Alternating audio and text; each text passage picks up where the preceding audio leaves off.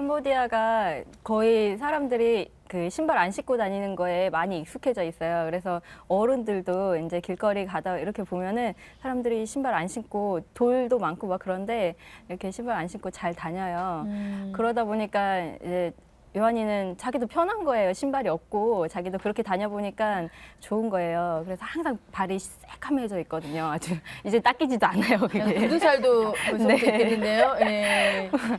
근데 걔를 데리고 작년에 한번 한국을 방문했었어요. 둘이서 왔었는데 어디 목사님 아까 말씀하셨는데 레스토랑에 갔어요. 근데 너무 바닥이 너무 정말 깨끗한 거예요. 얘는 이런 거는 본 적이 없는 거죠. 그럼요. 그러니까 좀 흙이 좀 있어줘야 네, 되는데. 그래서 거기 들어가는 입구에서부터 신발을 이렇게 벗더니 막 달려가서 떼구르르 구르고 거기에 눕고 신난 거예요. 제 선교사님 죄송하지만 불편하시면 신발 벗으셔도 됩니다. 예, 되게 답답해 보이십니다 지금. 예. 네.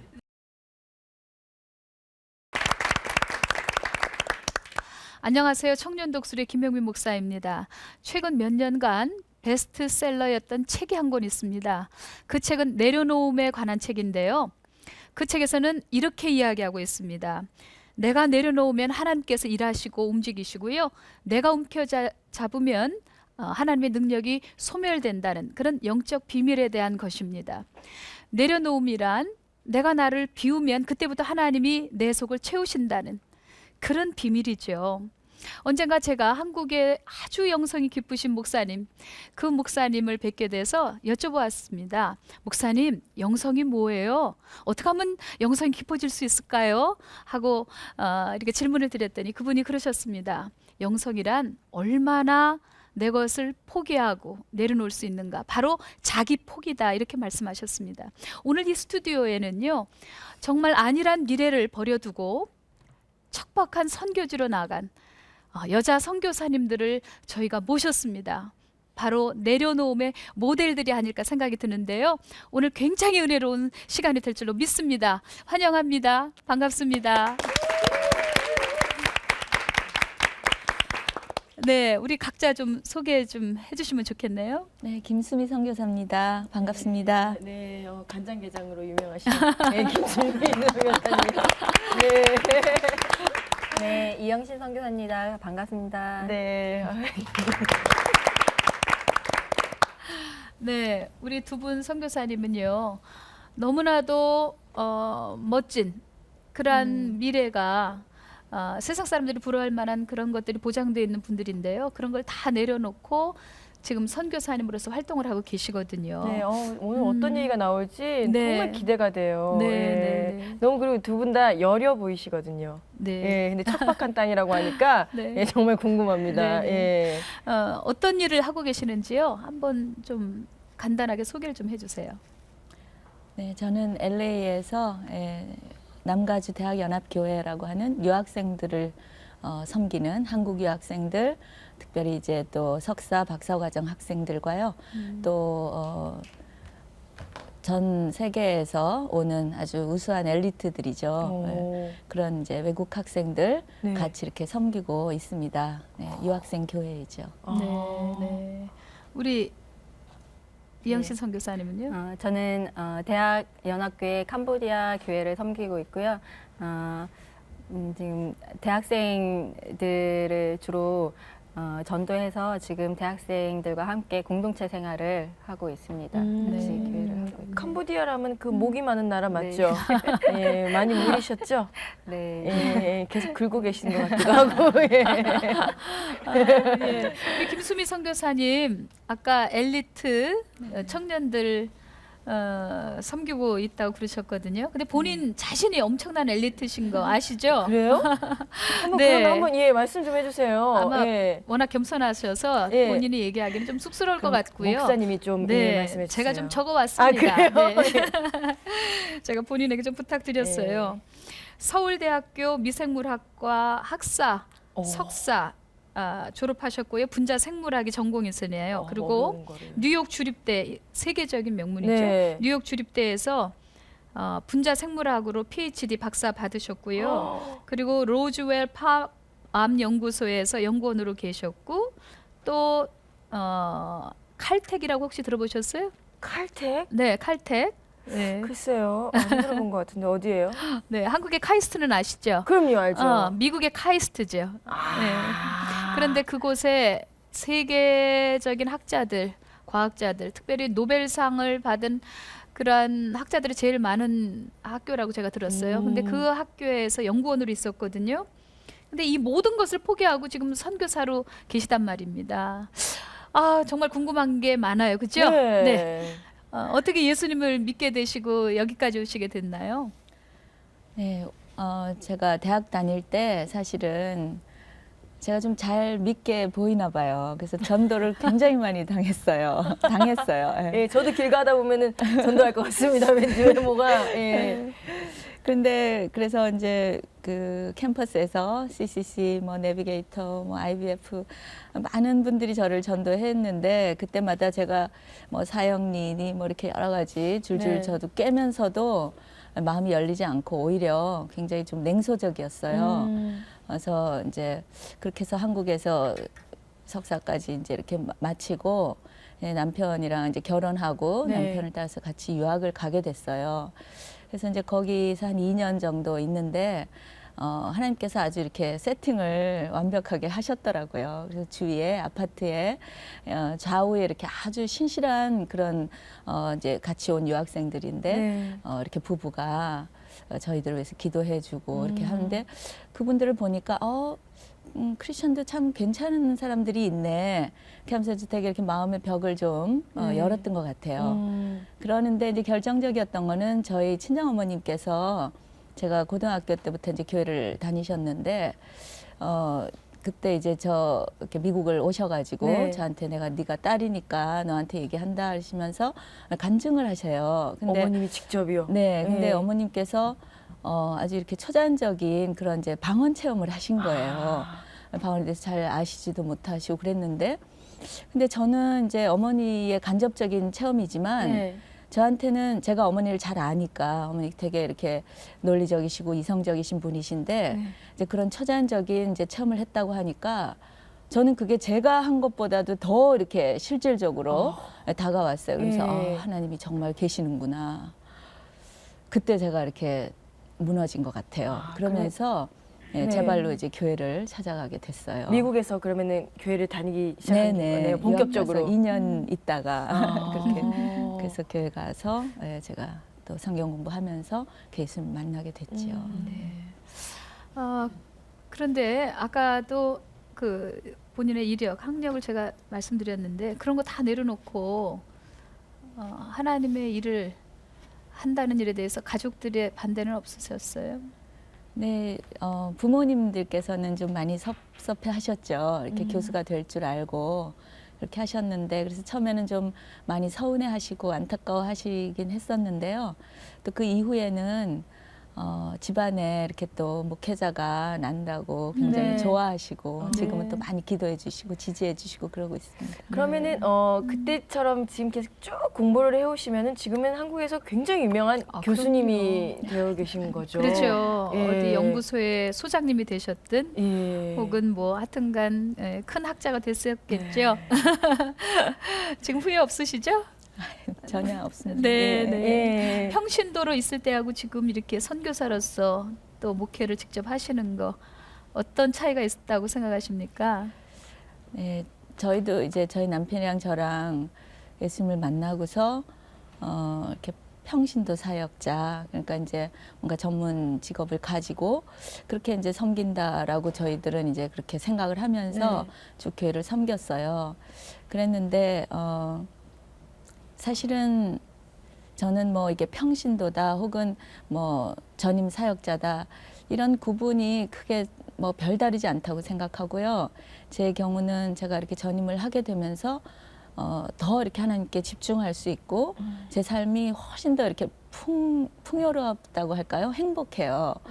근데 이제 그렇게 된 저는 그것을 곰곰이 생각해 보면 제가 기도했던 그 기도의 응답이다라고 저는 생각을 하거든요. 네. 제가 이제 돌이켜 보면은 한 3번 정도 굉장히 간절하게 하나님께 기도 드린 적이 있어요. 3번 정도요? 네. 물론 이제 많았지만 이렇게 아주 집중적으로 했던 것 예. 같은데요.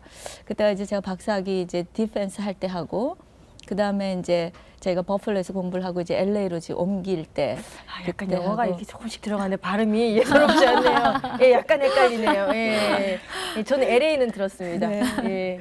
그러고 이제 또 제가 이제 40살이 될 때, 네. 그때 제가 이렇게 하나님께 기도할 때 제가 좀 늦게 이제 예수님을 만났잖아요. 그래서 참 이렇게 안타깝더라고요. 그래서 아, 뭔가 이렇게 이제 한 20년 정도 제가 이렇게 아마 풀로 하나님께 좀 드리고 싶은데, 아, 정말 제가 가장 잘할 수 있고 가장 이렇게 하나님 보시기에 좋은 걸로 좀 정말 쓰임 받고 싶다고 그런 기도를 간절하게 드렸었어요. 그랬는데 아마도 하나님 보시기에 제가 물론 뭐 교수든지 전문인으로서 하나님 섬길 수도 있겠지만 하나님이 보실 때 이게 가장 베스트다 이렇게 아마 생각을 하셨던 것 같죠. 하나님 잘 아시니까.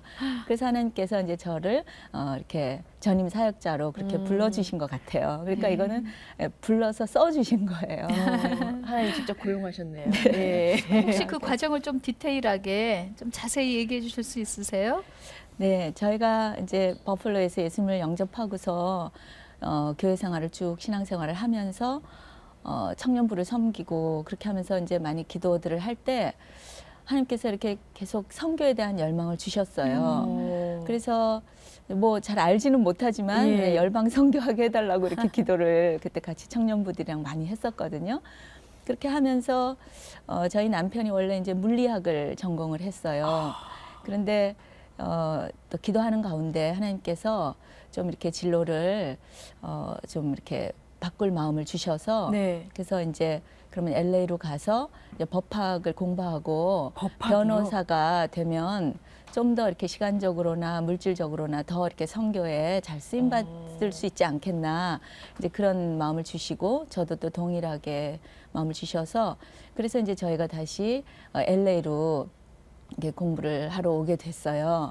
야, 그 어렵다는 건 다 아시네요. 근데 예. 이 남편이 아주 또 수제세요. 아, 그거는 목사님 조사를 안 해오셨나요? 그거는 뭐 다 아는 거니까요. 네, 그 서울대학교 수석 입학자고요. 수능 이제 지금은 수능인데 예. 수능 1등. 그래서 학력고사 옛날에 시절에. 학력고사 아. 시절에 1등 해가지고 제가 되게 싫어하는 사람들이에요. 예. 정 교사님 같은 스타일도. 예, 예.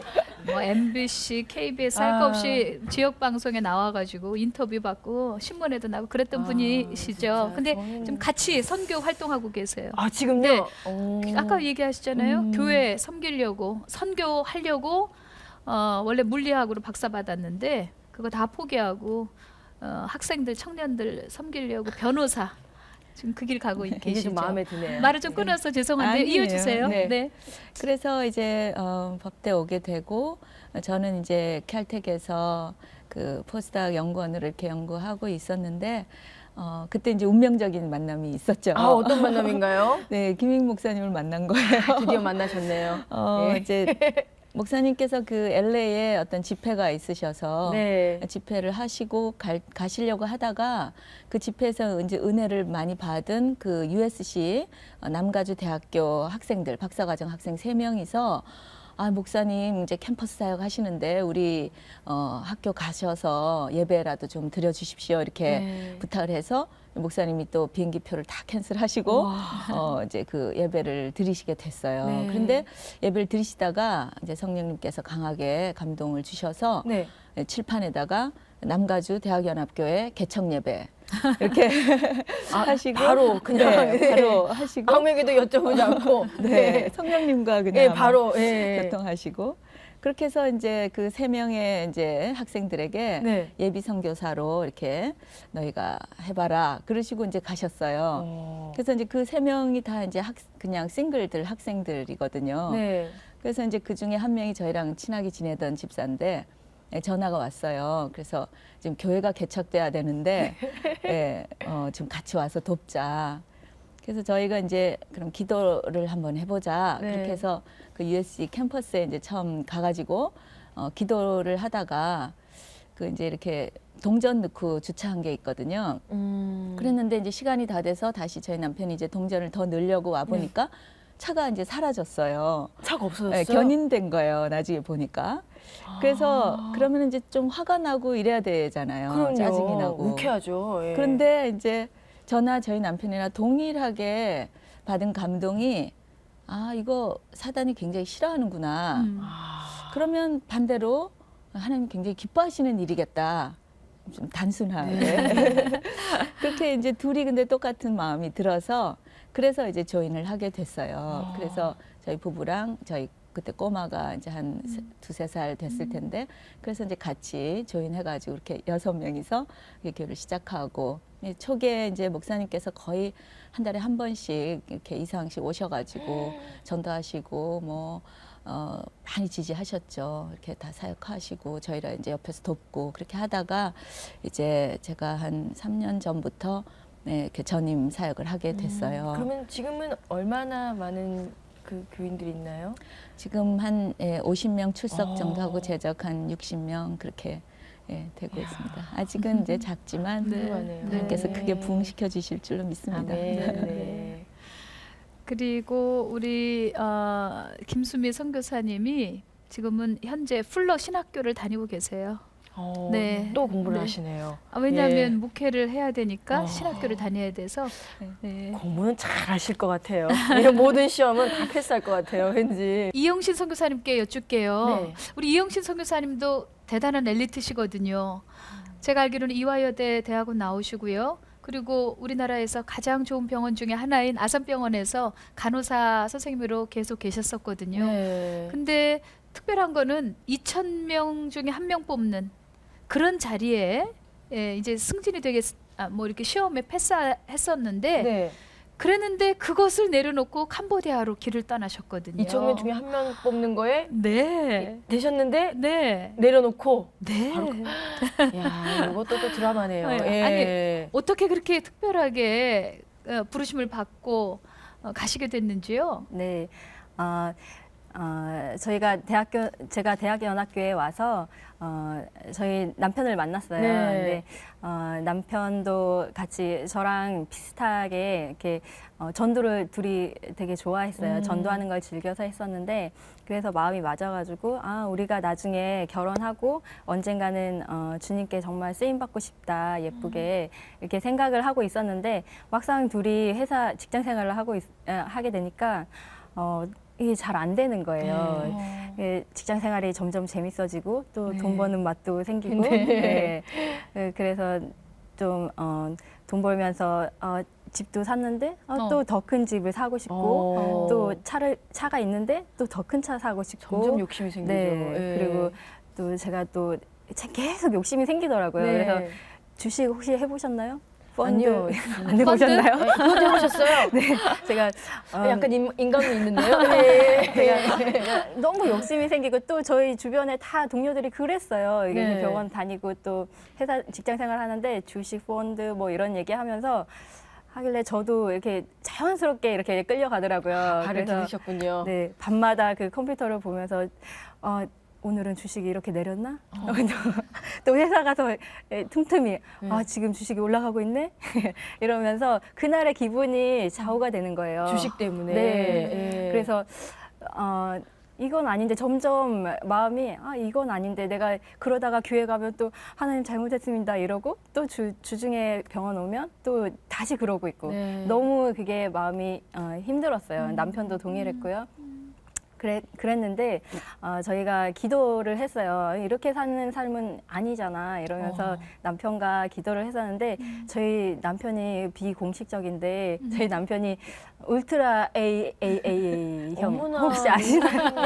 울트라 빅 AAA 정말 많네요, A가. 예. 그래서 잘 뭐를 결정할 때 결단을 잘 못해요. 그래서 기도는 하고 있는데 결단을 잘 못하고 있을 예. 때 저희 목사님께서 기도하시다가 또 성령님 감동 주셨는지 저희를 부르셔가지고 이제는 결단을 해라. 갑자기 저희한테 그런 말씀을 건네시는 거예요. 네. 이제는 결단을 하라고. 저희가 무슨 얘기하지 않았거든요. 그냥 네. 보자마자 이제는 결단을 할 때다. 네. 말씀을 하신 네.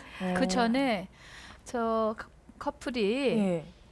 선교에 대한 그런 열망이 있는데 그게 가슴에는 있는데 용기를 못 내는 거죠. 네. 겁이 나고 주저되고 돈이 또 많이 모이니까.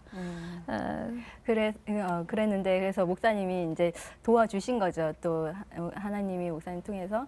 그래서 또 저희 남편도 결단을 잘 못하는 저희 남편도 네. 너무 즐겁게 이거 너무 결단하기 쉽잖아요. 결단하라고 또 도와주시니까. 그래서 그 다음날 이제 사직서를 들고 이제 둘 다 회사로 갔죠. 네, 남편은 그때 이제 하는 프로젝트랑 있었기 때문에 한 달 뒤에 그만두고 저는 바로 이제 사직서 내고 그만두고 그리고 또 목사님 캄보디아 또 가라고 말씀해 예. 주셔가지고 또 캄보디아 이렇게 오게 됐습니다. 아유, 참 신기한 게 말입니다. 네. 결단을 해라. 이랬을 때 저 같았으면 이게 이 주식에 여기 투자하라는 얘기인가? 여기 결단을 하라는 얘기인가? 이러는데 참 캄보디아로 가시고. 네, 네, 예.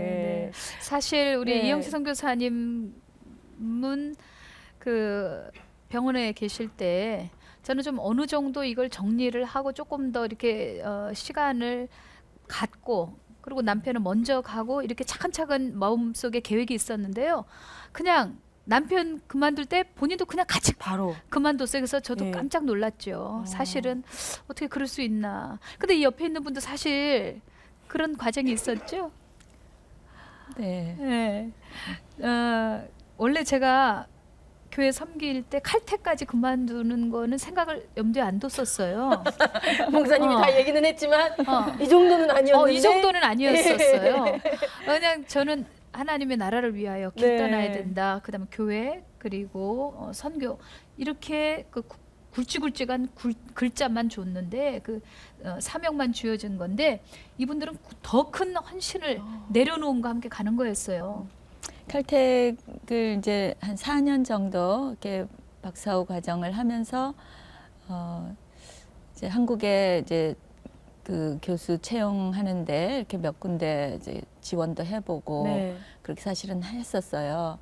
그러는 과정에서 근데 하나님께서 확신을 주시더라고요. 그리고 또 교회가 섬기는 교회가 여긴데 하나님이 어떤 특별한 사인을 주시지 않으면 갈 수 없다 그런 생각이 들어서 처음에는 지원을 좀 해보다가 이건 아니다 이렇게 하면서 이제 그거는 스탑을 하고 그다음에 신학교는 이제 제가 또 이렇게 교회를 전임으로 이렇게 딱 맡게 되면서 거기에 필요하고 또 저도 배워야 하고 또 우리 학생들에게도 또 전해줘야 되고 그러니까 근데 마침 하나님께서 참 저는 신기해요. 제가 그 LA에 조금 떨어진 곳에 파사데나라고 하는데 거기 살고 있거든요. 네. 그 칼텍이 바로 거기 있어요. 그래서 거기에 사는데 보니까 그 풀러 신학교가 네. 예, 걸어서 10분, 차로 3분 거리에 있어요. 네.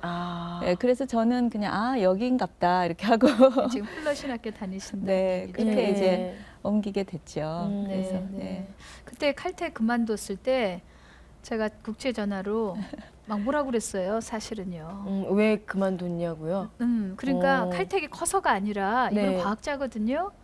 모세가 들고 있었던 지팡이를 하나님이 쓰셨던 것처럼 이분이 가지고 있었던 그 20년 동안의 지식을 하나님 분명히 더 크게 쓰시면서 또 선교를 하실 거라는 저는 확신이 있었는데 교회도 중요하지만 네. 근데 전화를 웃으면서 전화한 거예요. 너무 여유 있게. 목사님, 저 칼퇴 그만뒀어요. 이러는 거예요.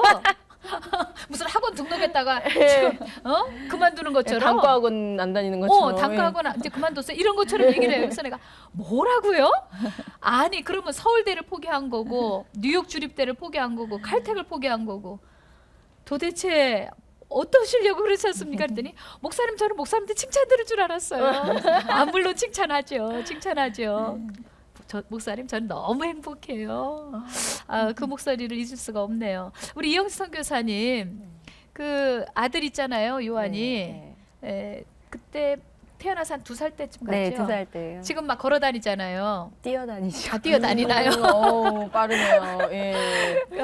그 요한이가 아주 캄보디아에서 선교 역할 네. 톡톡히 한다면서요. 네. 작년에 제가 요한이 왔을 때 잠깐 봤는데 네. 맨발로 돌아다니더라고요.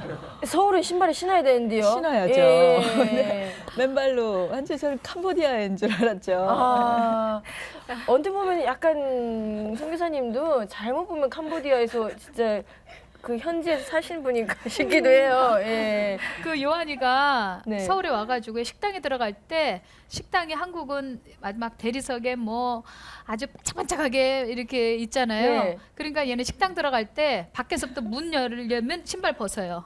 거기서부터. 거기서부터 신발을 벗고 들어가요. 귀여워요. 캄보디아는 다 흑이니까. 예. 얘기 좀 해주세요. 네. 캄보디아가 거의 사람들이 그 신발 안 신고 다니는 거에 많이 익숙해져 있어요. 그래서 어른들도 이제 길거리 가다 이렇게 보면은 사람들이 신발 안 신고 돌도 많고 막 그런데 이렇게 신발 안 신고 잘 다녀요.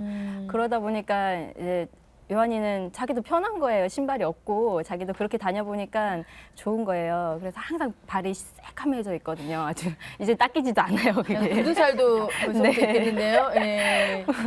근데 걔를 데리고 작년에 한번 한국을 방문했었어요. 둘이서 왔었는데 어디 목사님 아까 말씀하셨는데 레스토랑에 갔어요. 근데 너무 바닥이 너무 정말 깨끗한 거예요. 얘는 이런 거는 본 적이 없는 거죠. 그럼요. 좀 흙이 좀 있어줘야 네, 되는데. 그래서 거기 들어가는 입구에서부터 신발을 이렇게 벗더니 막 달려가서 떼구르르 구르고 거기에 눕고 신난 거예요. 제 선교사님 죄송하지만 불편하시면 신발 벗으셔도 됩니다.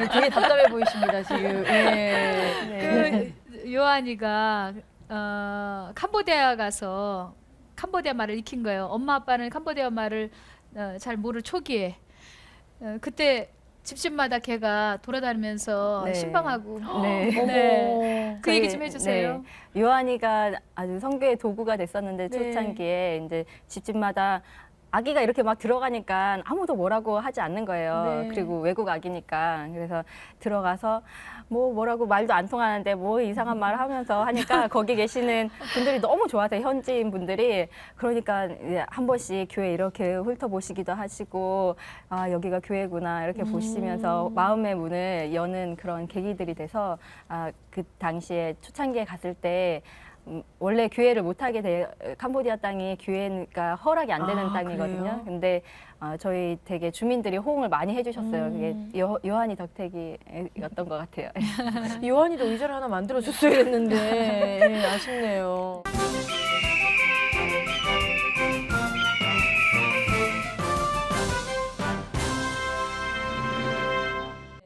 사도 바울이 그가 선교하면서 그가 가지고 있던 학력이나 또 그가 가지고 있었던 모든 경험을 배설물로 여기고 주님을 섬겼습니다. 근데 이분들이 지금 그렇게 가고 있다고 저는 믿습니다. 우리 이영식 선교사님 그때 캄보디아 떠나실 때 말이에요.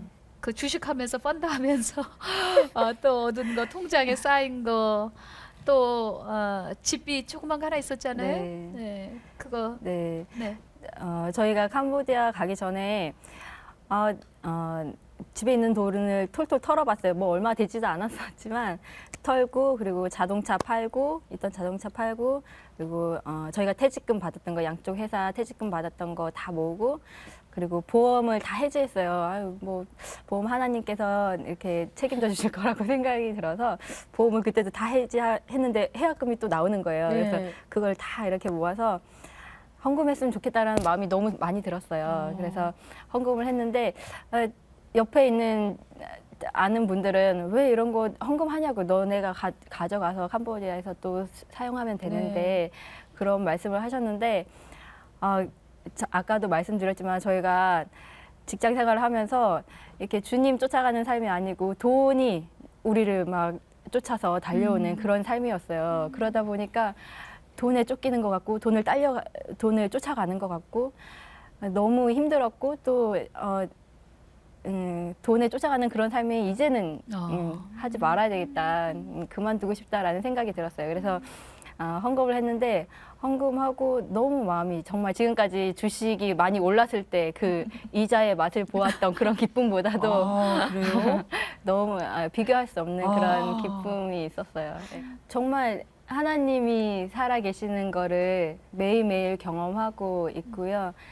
내가 힘쓰고 내가 힘써서 돈 벌었을 때보다 너무 스트레스 받으면서 돈 벌잖아요. 네. 맨날 어떻게 해야 돈을 벌까 생각하고 있는데 근데 포기하고 나니까 돈은 이제 내 영역이 아니다라고 생각하고 나니까 하나님이 정말 일용할 양식 주시고 입을 옷들 주시고 또 더 풍성하게 채워주시는 것 같아요. 네, 네, 정말 하늘에 큰 상급이 있으리라고 믿습니다.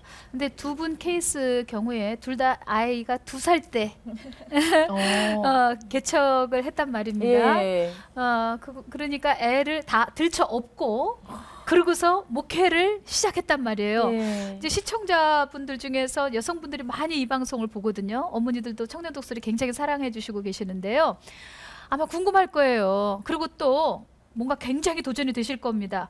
애 때문에 하나님을 못한다고 애 기른 다음에 내가 주의를 해보겠다, 뭐 선교를 가겠다, 목회를 하겠다 그러는데 애를 들쳐업고 캄보디아라고 가서 애를 들쳐업고 청년들과 지금 씨름하고 계시는데요. 네. 좀 그 얘기를 좀 해주시면 좋을 것 같아요.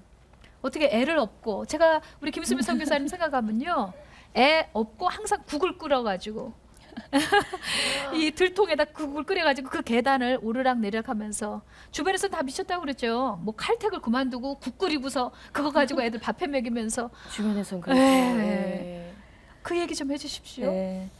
저희는 잘 먹어요. 예, 먹여야 되거든요. 여학생들은 다 집 떠나고, 그러니까 영적 가정이 되어주는 것이 또 우리 교회 아주 중요한 그런 사명인데요. 그래서 이제 제가 뭐 딴 건 잘 못하는데 밥하고 국하고 이런 거는 잘해요. 대량 음식을 잘해요. 네. 그래서 그냥 그런 거를 이제 했고, 저희 애는 이제 어릴 때부터 늘 그냥 교회에서 놀고, 교회가 자기 놀이터고, 그래서 뭐 늦다 보면 그냥 어디서 교회에서 자고 있잖아요. 그러면 이제 자는 거 안아서 집에 갔다가 또 새벽에 또 데리고 오니까 이제 눈 감을 때 교회였는데 눈 뜨고 나면 또 교회인 거예요. 그래서 엄마 우리 집에 갔다 왔어 이렇게 하고. 오늘 놀랍게도 선교사님 말씀하고 계신데 아드님은 자고 있습니다. 예, 지금도 자고 있어요. 저기서 지금 누워서. 예. 일상이에요. 그냥 그런데 참 감사해요. 어릴 때부터 교회에서 클 수 있다는 것은 네. 하나님 주신 축복인가 싶고요. 감사해요. 뭐 선교사님의 애를 얻고 이렇게 음식을 해주시고 음식 해주시고 막 그러셨는데 저희 요한이도 그때 비슷한 나이였고 그래서 저희 캄보디아 가서 요한이 저희 교인들이 초창기에는 없잖아요. 그래서 매일매일 저희 부부랑 요한이 3명이서 같이 전도를 다녔어요. 그러면 요한이는 너무너무 좋은 거예요. 이렇게 엄마랑 아빠랑 밖에 나가서 이렇게 오빠들, 누나들 만날 수 있고 그런 걸 본인 스스로가 너무 즐거워하고 또 얘도 나가는 거 계속 다음날 되면 또 나가자고 하고 그런 것들이 또 저에게는 얘가 보채지 않고 막 안 나간다 이렇게 하지 않고 이렇게 또 하나님이 얘 마음도 움직여 주시고 얘를 또 이렇게 키워 주시는 걸 또 눈으로 보니까 너무 감사했고 또 이렇게 성도들이 한 명씩 늘면서 예배를 드리잖아요. 그러면 시끄러워요. 막 찬양하고 그러면 시끄러운데 요한이가 만약에 막 보채고 엄마만 찾고 그랬으면 제가 또 못하죠. 뭐 근데 이렇게 시끄러워도 밤 되면은 자기 혼자 거기 뭐 시끄럽게 예배 드려도 상관없어요. 그냥 혼자서 또 자고 또 캄보디아 가서 또 감사하게 보험 해지하고 막 해약하고 그랬지만 그렇게 요한이가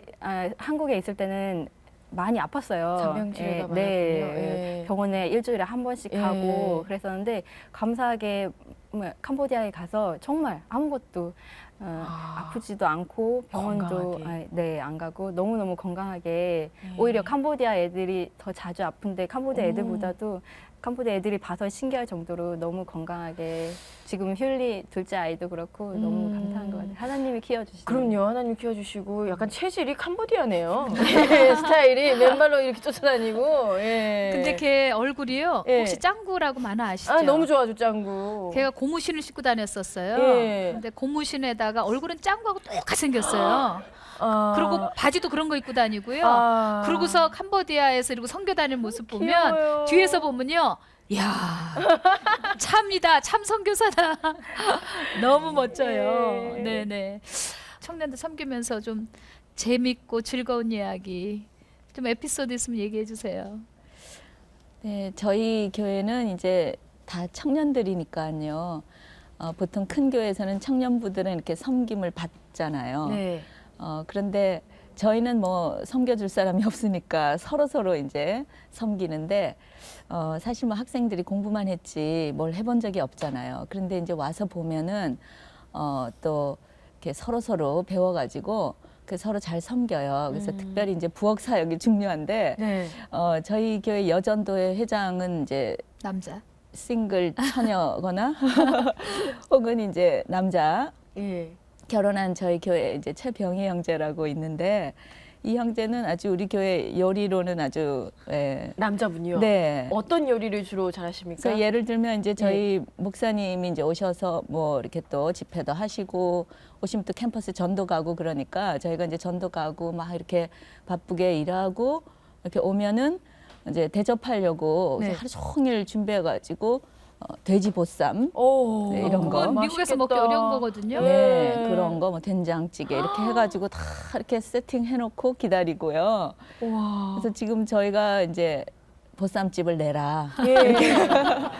근데 보니까 더 많은 요리들을 개발하고 있거든요. 공부 그만하고 보쌈집을 내라. 미국에. 예, 미국에. 예. 아유, 우리 저희 캄보디아에서는요.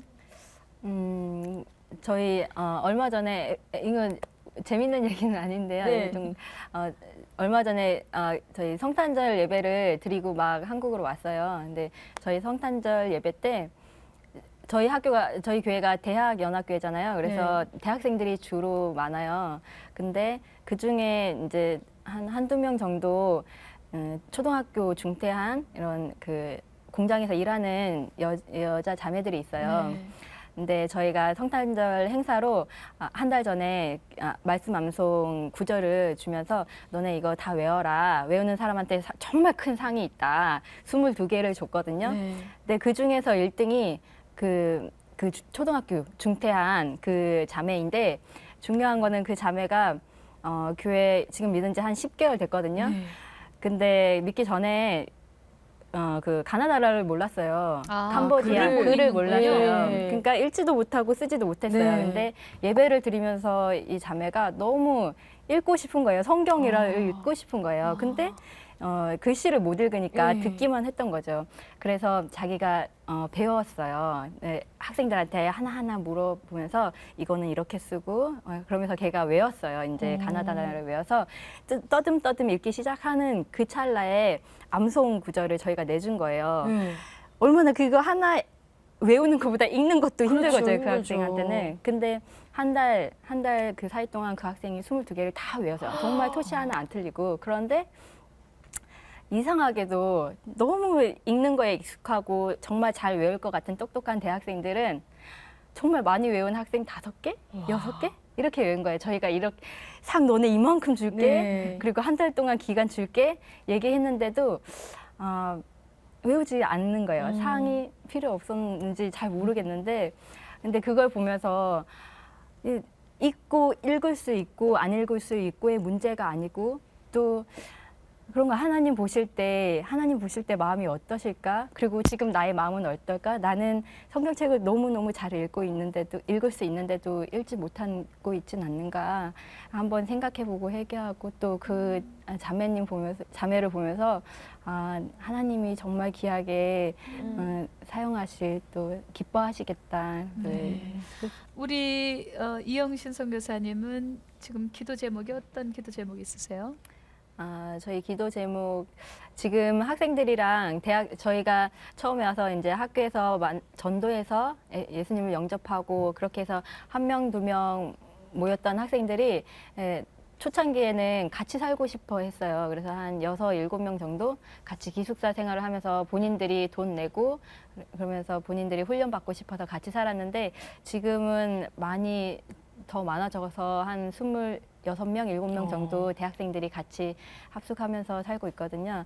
근데 그 학생들 중에 가난한 학생들도 있고 캄보디아가 경제 수준이 낮잖아요. 그래서 대학생들이 한 달 먹고 자기들이 생활하는데 필요한 것이 한 25불에서 30불 정도면 그 아이들이 충분히 수도에 와서 공부할 수 있어요. 근데 그것마저도 못하는 학생들이 많아서 저희가 연결 프로젝트를 좀 해서 지금 반반 정도 아이들이 부담하고 저희가 도와주는 형식으로 해서 지금 26명이 같이 살고 있는데 공간이 꽉 찼어요. 그래서 지금 뭐 더 받고 싶어도 받을 수가 없는데 같이 사니까 살아보니까 아이들이 정말 확실하게 변해요. 예수님을 확실하게 알아가고 또 확실하게 자기가 뭘 해야 될지 비전을 찾아가고 그래서 기숙사 하는 거에 특성화를 하면 좋겠다라는 생각이 또 그런 마음을 주셔가지고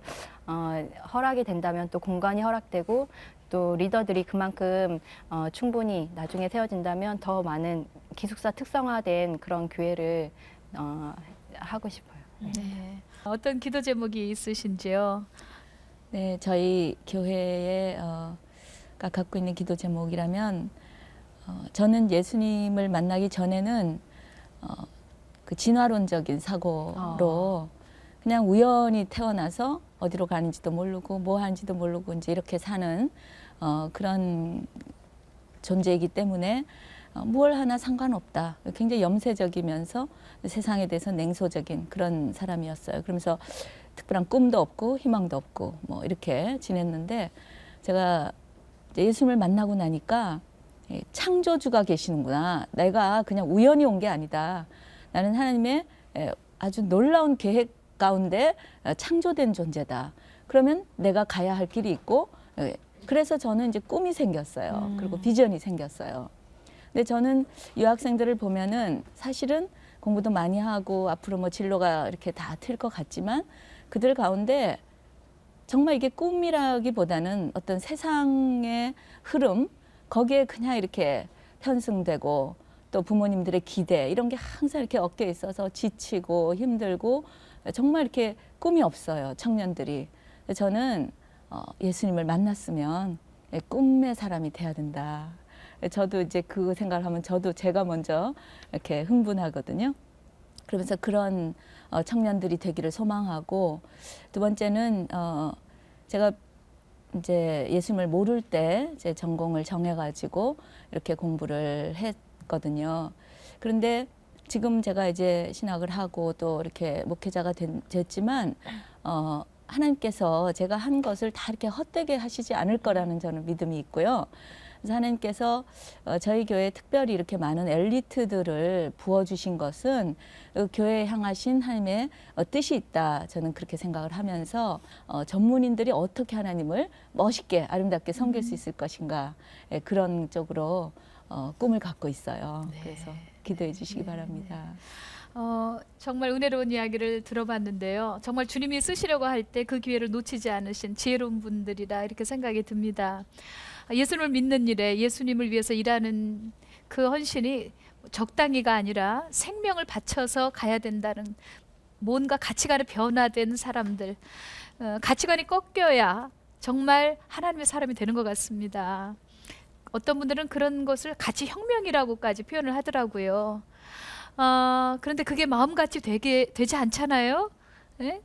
요즘 뭐 인생 자체를 젊은이들이 그냥 즐기려고 모든 것에 뭐 목적이 어떻게 하면 재미있게 살까, 인조해야 할까 그런데요. 근데 저는 그렇게 생각이 듭니다. 청년 독서리단 잘 들으세요. 저는 그렇게 생각이 들어요. 안일하게 사는 것 그 자체가 저는 인생 실패라고 생각이 들어요. 아무것도 해보지도 않고 도전도 안 하고 그냥 즐기자. 실패한 인생이라고 저는 생각이 듭니다.